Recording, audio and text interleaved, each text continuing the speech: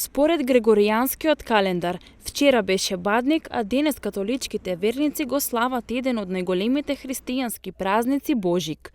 Овој празник се слави секоја година на 25 декември, а кон овој датум особено се осврнуваат католичките верници од Скопската епископија, додека верниците од Струмичко-Скопската епархија раѓањето на Исус Христос го прославуваат на 7 јануари.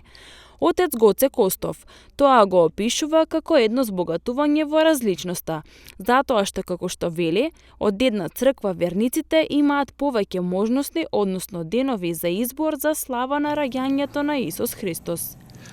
Дозволете ми најпрво да го честитам празникот на Рождество Христово на сите верници и луѓе кои што го слават денес на 25 декември според Григоријанскиот календар и како што можеме и самите да заклучиме, има повеќе традиции како се слави празникот Рождество Христово. Некои го слават на 7 јануари, некои на 25 декември, но јас би кажал дека не е толку важно кога се слави, туку како ние го прославуваме празникот Рождество Христово и колку сме свесни на таа величина Божја која што се слегува на земјата за да биде еден од нас, сличен на нас во се освен во гревот и кој го даде својот живот заради спасение на сите нас. И гледаме дека во ова наше општество, во светот се случуваат и бројни војни, немири, и тоа впрочем како што истакнува и епископ постојано во неговото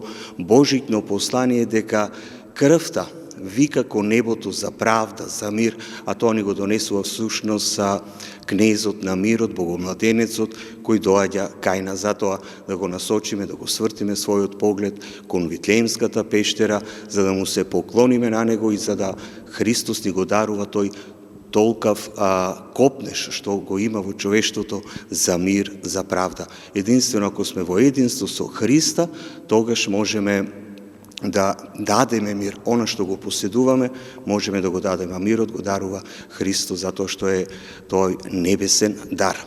Светата литургија ќе се одржи во парохијата Раѓање на Свети Иван Крстител, додека во Катедралната црква Успение на Пресвета Богородица литургијата ќе се одржи на 6 јануари во приквечерните часови.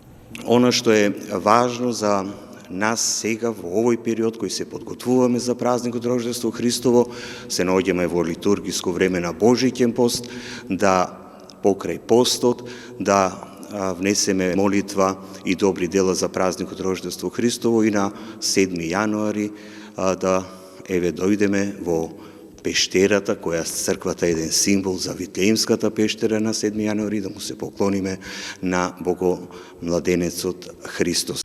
Символите на прославата на Божик кај римокатолиците се јаслите, каде според традицијата се родил Христос, елка како вечно зелено дрво и венецот. И како во православието, семејството се собира, пости на Бадник и го слави раѓањето на Исус Христос на Божик. Токму затоа, Божик се смета за најрадосен христијански празник.